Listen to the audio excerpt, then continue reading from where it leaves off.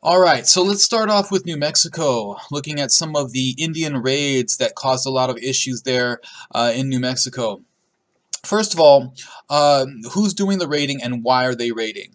Well, there were multiple tribes in the past who raided New Mexico, but during this time it was primarily the Navajo who were giving the settlers a lot of trouble. So what's the motivation for raids? Well, at this time, this is early in the Mexican Republic. Economically, Mexico is struggling, and so they don't have a lot of funds to be investing in trade goods, right, in order to conduct trade with these tribes, or in gifts. It was customary to give gifts to tribes in order to maintain political relationships with them, right? So if Mexico doesn't have the money to provide these gifts or to provide trade goods, then these tribes have no recourse but to attack and raid the settlements so that they can get the goods that they need. Okay. Another reason for these raids and the success of these Native American raids in New Mexico is because Mexico doesn't really have a strong military presence in that area. There's very few soldiers.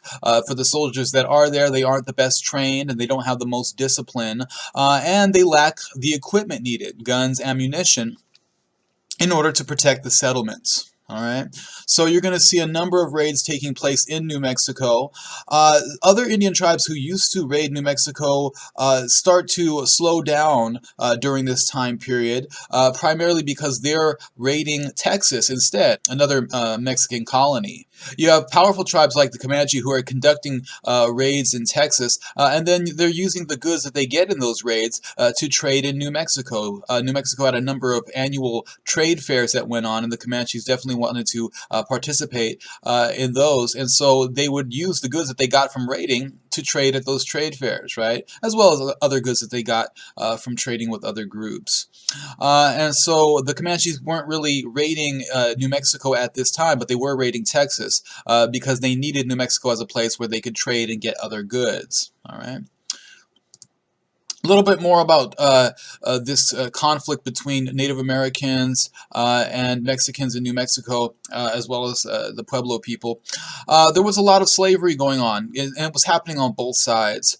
So you would have Native Americans raiding Mexican settlements and capturing slaves. These slaves would then be Indianized, meaning that they would be acculturated into Native American culture, and then they'd often be sold to other Native American groups. On the other hand, you had New Mexicans raiding Native Americans, right? Sometimes in retaliation, and they would capture slaves of their own. And they would enslave Native Americans and sell those slaves off. These slave hunters were known as Ceboyenos, and that caused a lot more issues with the Navajo. It becomes a vicious cycle where each side would be raiding each other, capturing slaves. It hits home. It's really personal when you take somebody's family member and enslave them. And then sell them off into slavery. All right. So there was high tensions going on between Native American groups and New Mexican settlers. In Arizona, you have a similar situation. There were a number of raids going on there. Only the primary tribe who was doing the raiding was the Apaches. So the Mexicans came up with a policy or a strategy to try to stop these raids and eliminate their enemies, right, the Apaches. And so, in a sense, there was a divide and conquer strategy where Mexicans would make alliances with Apache groups that were not hostile to them, who were open to having an alliance with them, and then they would try to turn those Apache groups on other Apaches who were conducting the raids in Arizona. And there'd be rewards given for Indian scalps. It wasn't just Apache groups, though, that were used against other Apaches. There were also Americans and other Native American tribes. In particular, there was a group led by a man named James Kirker who would raid Apache groups and capture scalps from them and get rewards for those from the Mexican governor. This would cause the Apaches to retaliate, right? So once again, a vicious cycle of attacks on both sides.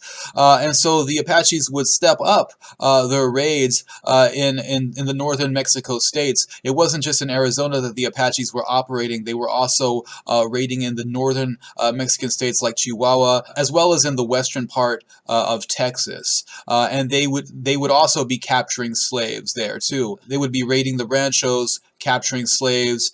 Sometimes they would capture slaves not necessarily to sell them, but to build their population back up after they had died from exposure to European diseases, right? So to build up their population, they'd be capturing slaves, but they'd sell slaves as well at times.